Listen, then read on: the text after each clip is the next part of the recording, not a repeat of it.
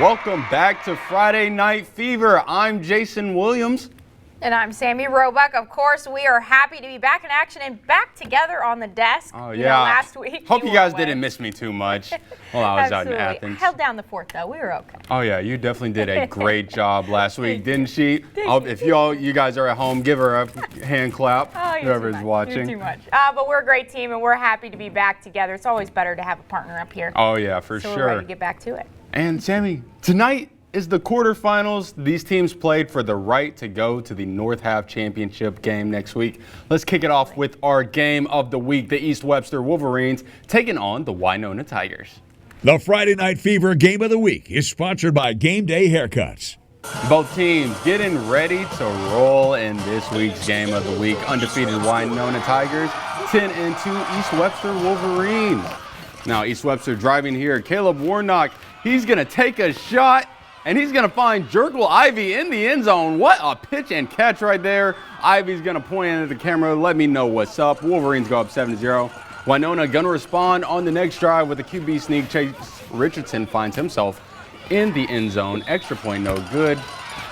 7-6 East Webster. Warnock going to go back to Ivy again. They got a special connection on the night tonight. But Winona would take this one and move themselves into the 3A North Half game next Friday. Calhoun City hosts the Union Yellow Jackets all the way from the Delta. Wildcats entering this matchup undefeated, but are they going to the semis? Here comes Jamon J. Mays, and he does what he does best, finding the end zone. First touchdown of the night and his 30th of the season. 2-point conversion, though, was no good. Calhoun City up just by 6.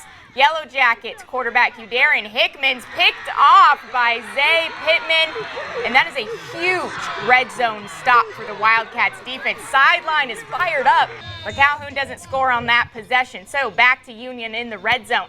Hickman hands off to his number one, Kion Harris. Touchdown Union. PAT was no good, so it's tied up at 6. Wildcats Xavier Pittman gets taken down, but not before he breaks the plane right there. Touchdown Calhoun City. 2-point conversion, again, no good. Wildcats up 12-6, but it breaks open for the Yellow Jackets in the second half. And Union goes on to win 34-26. What a season for those Wildcats, though. Let's take it out to Houston as the Hilltoppers are coming back home to take on the West Lauderdale Knights. Right here, Steele Brooks is going to hand it off to Jaden Knox. He breaks that first tackle. He's going to get a nice little gain right there for the Hilltoppers band, loving what they're seeing. Brooks, this time he's going to hand it off to Jalen Washington, and he's going to find, he's all the way in open space, 75 yards to the crib, untouched right there. He was down. 7-0 Hilltoppers. Cheerleaders loving what they're seeing. Quarterback Caden Peoples is going to find a pass, and he's going to connect with Chase Gathings. But Houston is going to move on to North Half. 42-21 win over West Lauderdale. A big 7A showdown in Oxford between the Chargers and the Starkville Yellow Jackets, also known as the Whittle Egg Bowl, right before the Big Egg Bowl. And in this Egg Bowl, early in the first quarter, Starkville Trey Petty, he takes it in from the 20. 2-point conversion was good. Yellow Jackets quickly up 8-0. Cheerleaders having something to cheer about for sure. Later on in the first, Trey Petty hands off to Cortland Cooper, and he makes it in for a touchdown, but the extra point was no good. So 14-0, and Starkville wins the Little Egg Bowl rematch 20-0. 2-0 for Starkville Yellow Jackets in that matchup. But let's take you out to Hamilton, the back-to-back district champions once again at home. Right here, Latisse Hayward's going to hand it off to Marcus Flowers Jr. Open field, no one's going to touch him. Charleston going to get the early score in that one. Coach is loving what they're seeing. Hamilton with the ball. Justin Werner on the keeper. He will find himself in the end zone, 10 yards out. Touchdown Lions. ICC defensive coordinator Justin Lucas checking out the game tonight. A few plays later, Latisse Edward, he's going to take a shot. DeAndre Riley's going to come down with the ball in the end zone. Charleston comes up big over Hamilton, 50-18. And let's take a look at some of those full screens. We had some championship MAIS action tonight. Kirk Academy would fall. I saw that they came up just 2 yards short of scoring on their last drive of the game against St. Joseph Academy. Wow, what a defensive game there. St. Joseph Academy comes up with the win, 6-0. Noxubee County down in South Half. They win 29-22 over Jefferson Davis County. And are we sure that's not a basketball score? It's not basketball. Even though there are some teams playing on the court, that was on a field. Wadley, 81-27 over South Lamar. Wow. Highlights aplenty in that matchup, I am sure of it. Oh my God, 81 points. Yes. Now, Sammy, that's 81 points. That's 81 points. That's good offense, but that's also good on the defense to keep it that wide of a margin. I think, isn't there there's a running clock in all states? I'm sure, guys. I'm sure there's a running clock in every state. That was a game to see, for sure. You can run the clock, I promise you. I promise, just because it's the playoffs, I'm sure. But what was also great was our teams here in Mississippi and the games that we got to see. Of course, our game of the week. Calhoun City had a great season this year, even though they're knocked out of the playoffs. They went on a for tear. A big run, a tear. And they did amazing. Jamaje Mays of the Wildcats. We went to so many Calhoun City games, and every single time we went there, Jamaje Mays was on our screens. 141 yards a game before tonight's game. Wow, what a season for you, young man. That's amazing. And of course, we'll have more football after this, so don't go anywhere. But before we do, here's our Band of the Week.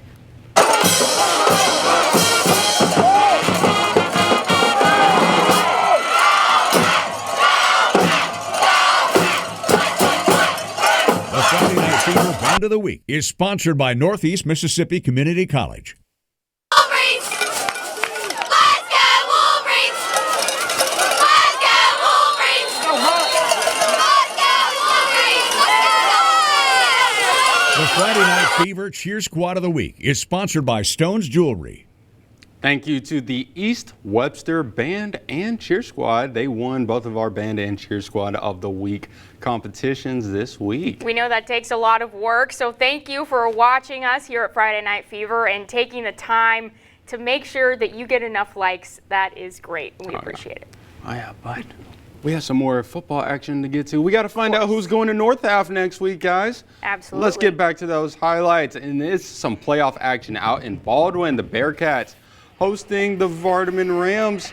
And there's going to be a fumble on this kickoff, and the Rams are going to come up with it. Rams quarterback Brady White, he's going to hand it off to Bentley Hamilton, who's going to find his way into the end zone for 6.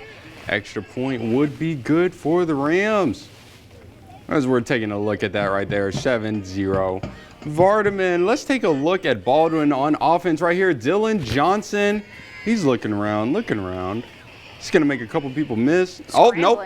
He's still, it looks like he's going down. No, he's on his feet. He's still on his feet. But his receiver just did miss it, unfortunately. Vardaman going to get the ball back right here. The ball is going to find its way into Andrew Easley's hands. Ooh, that might be a Fever 5 contender right there. He's going to come up just short of the end zone. Vardaman fans loving what they're seeing right there. Ethan Parker, he's going to punch it into the end zone for the Rams. Vardaman holds on the road with a 7-point win over Baldwin. And they will be playing Biggersville in the 1A half championship. Tupelo hosting Madison Central on the blue turf. Defensive battle tonight. Running back Quay Meadowbrooks only getting a couple yards there. Jeremiah Harrell then taking the snap, trying to get a first down, but he is stood up. And of course, the Golden Waves trying to reconvene, but by big third down, Harrell tosses it up in the middle, but that was an incomplete pass. Tupelo going to punt, but fumbles it, snap, and Madison Central has the ball in the red zone. You can kind of get the point here. Big defensive battle going back and forth, stops. Hard to find the end zone for both of these teams. Madison Central gets their revenge over Tupelo. Absolutely. With a low-scoring playoff win here, Madison Central 14 over Tupelo's 12.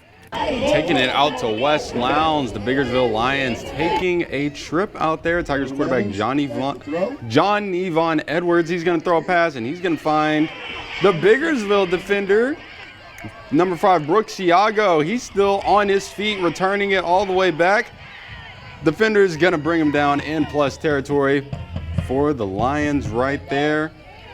And the Lions, is that Trey Gunn finding his way into the end zone? Yes, it is. Lions running back number 1, Trey Gunn. He's having a heck of a season. Still running for that one. Oh, yeah, let's go ahead and take a look at that final. Biggersville dominates on the road, 44-8 over West Lowndes. They're going to be taking on the Vardaman Rams for the 1A North Half Championship.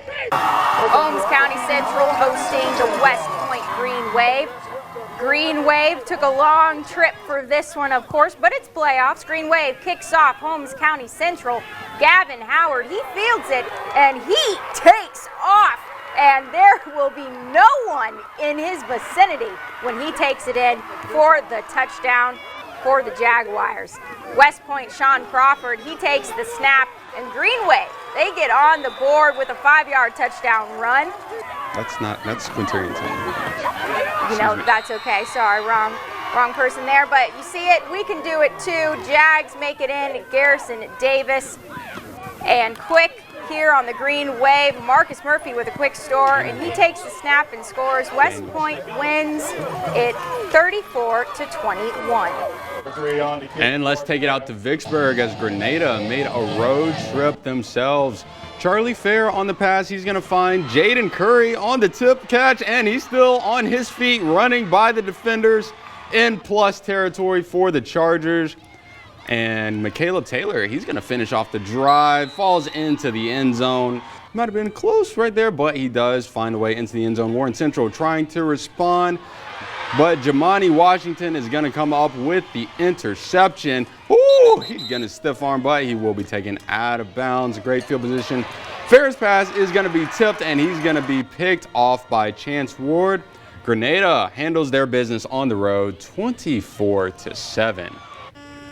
Moreville at Amanda LZ. This is for the third round 3A playoffs, and this is the furthest the Trooper have ever made it in the playoffs. What a year for them. Opening drive, Panthers, Quatavius Hayes. He runs with a host of defenders and is pushed out. That's a big boy trying to take down. They're trying to take down right there. Absolutely. That was a big guy run and a big first down. A few plays later, Javarian Glover back to pass. He steps up and he finds Caleb Brownlow.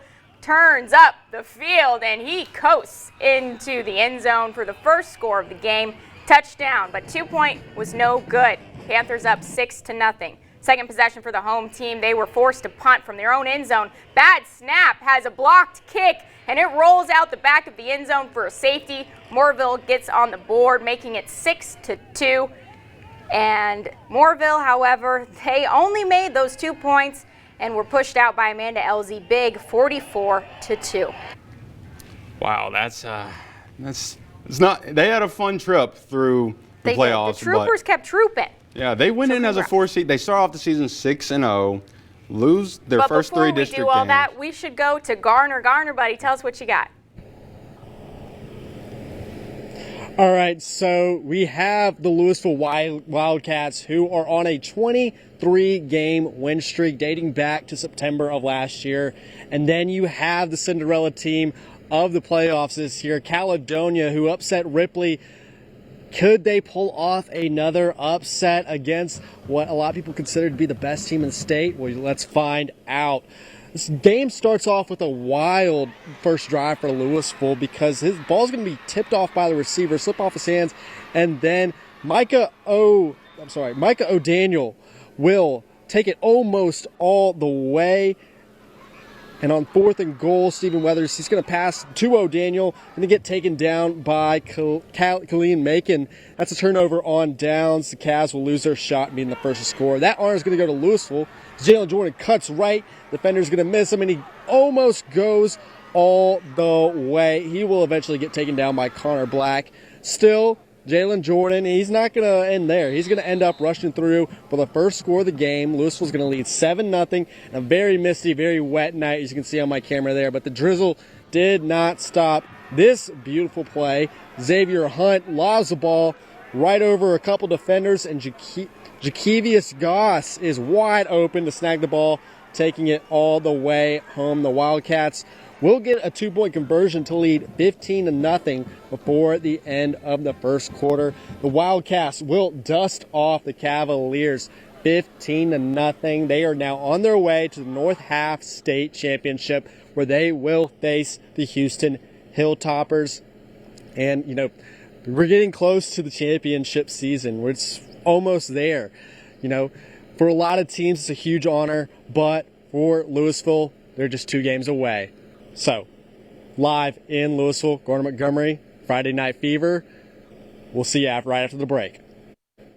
And we have those North Half Championship matchups ready to go as they were decided tonight in 1A. Biggersville is going to be taking on Vardaman. 2A, we don't have any representation. Still undefeated Rams are rolling. And also 2A, yep, like you said, we don't have anybody. 3A, Winona will be playing Amanda Elzy. 4A, Louisville, Houston, we're getting a rematch of, I believe that's last year's North Half Championship. Actually. That's a big game for the Hilltoppers and for Big Louie, of course. And in 5A, West Point will be playing Clarksdale. Another rematch game right there. 6A, South Panola North Half, or 6A North Half Championship, another rematch, South Panola taking on Grenada.